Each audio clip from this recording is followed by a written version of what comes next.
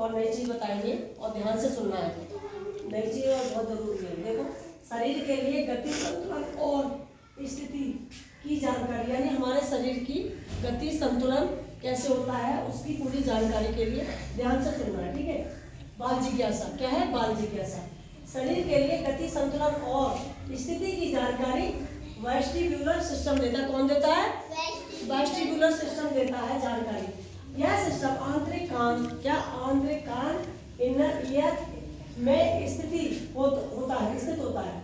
जब बच्चा खड़ा होता है, चलता है, दौड़ता है। जब बच्चा खड़ा होता है, चलता है, दौड़ता है, ठीक है, और या कूदता है, तो यह सिस्टम उनके शरीर को, यानी दौड़ता है हमारा बच्चा तो उनके शरीर को स्थिर और संतुलित रखने की मदद करता है।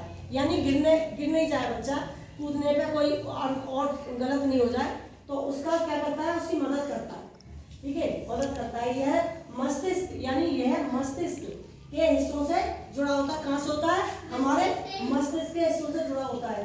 जो बच्चे को ध्यान, फोकस, बच्चे का ध्यान यानी फोकस होना चाहिए कि हमें कैसे दौड़ना है, कैसे कूदना है और कैसे हमें चलना है, तो उसका ध्यान स्थिर होना चाहिए। ठीक है, को प्रभावित करता है। वेस्टिब्युलर सिस्टम शरीर के अन्य संवेदी, यानी शरीर के हमारे अन्य संवेदी, जो संवेदी अंग है हमारे सिस्टम, जैसे स्पर्श, दृष्टि, श्रवण के साथ मिलकर काम करता है, ताकि बच्चे अपने आसपास की दुनिया को जान सके, यानी सही ढंग से समझ सके। इस तरह वेस्टिब्युलर सिस्टम का विकास बच्चों के लिए शारीरिक व मानसिक विकास के लिए बहुत कैसा है? महत्वपूर्ण।